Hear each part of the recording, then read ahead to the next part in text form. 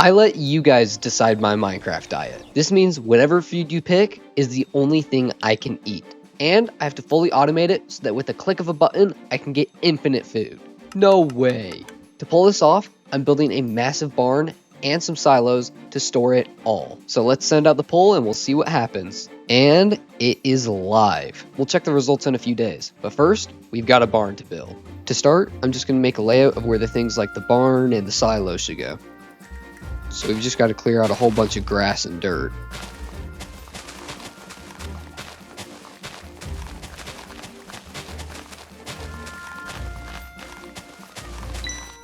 Now that we've cleaned up our area from this to this, it's going to be really easy to make the layout for the barn.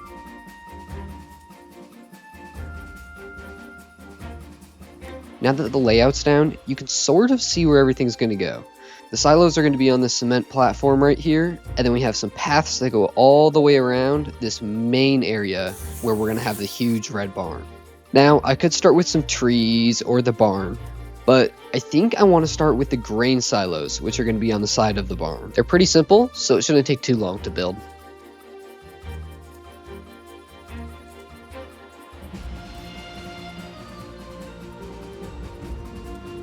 Man, these silos are looking way better than I thought they would. I love the little gradient from gray to brown at the top. Now these things look really cool right now, but we are going to make these things do something insane once we start farming our food. But for now, let's finish building the barn and some trees just to make the area look a lot better.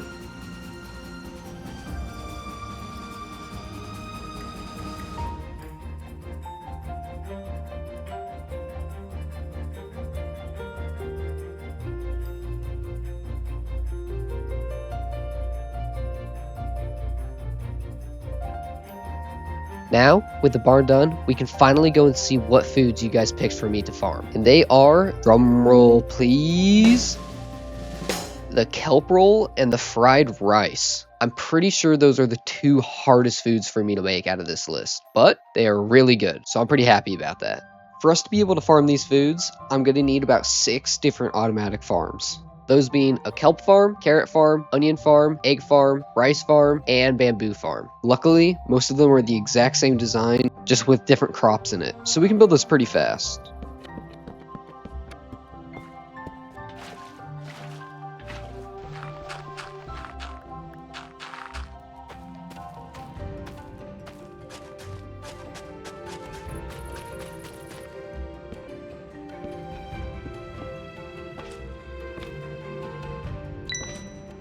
This didn't take too long. These are all the items I need to automate.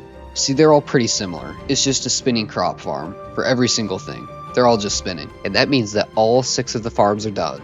Wait, nope, that's only 5. Oh, I forgot the egg farm. We just gotta shove a whole bunch of little chickens into a chamber.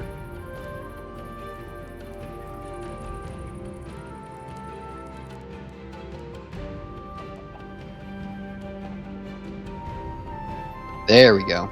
There's our egg farm.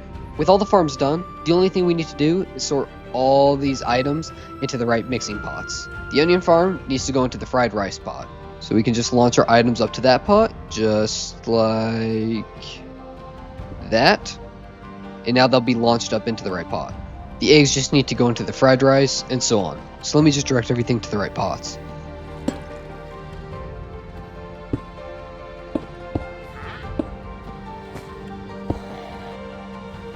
Okay, after quite a bit of work, it is finally finished. I know it works, but it looks like a freaking mess. And if I can't tell what's happening, I know you guys definitely can't. I think I'm just going to put a roof right below all the mechanics just to make the barn look a little bit better.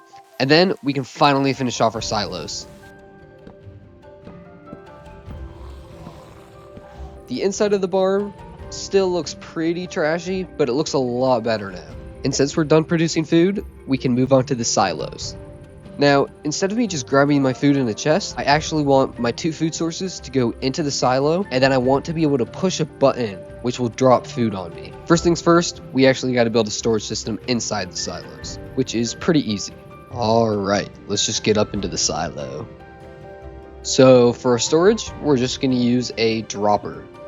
And then since our food is going to be coming from this conveyor, we can just put a funnel right on our dropper. That way all the food that comes down will just go right into our dropper. Now it's just time for the simple mechanics.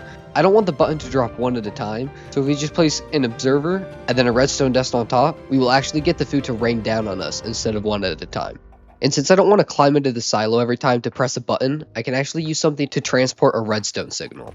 I'm going to use these things called redstone link. So if I just place that right there on the outside, I can then connect it to a button that's on the ground. That way the machine will work. Now, if we put our button there, it should work.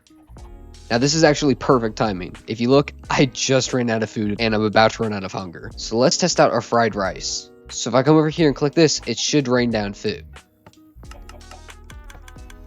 Yep, look at that. It just spit out a whole bunch of food. These are really good. If I eat this, it should fill up my entire hunger bar.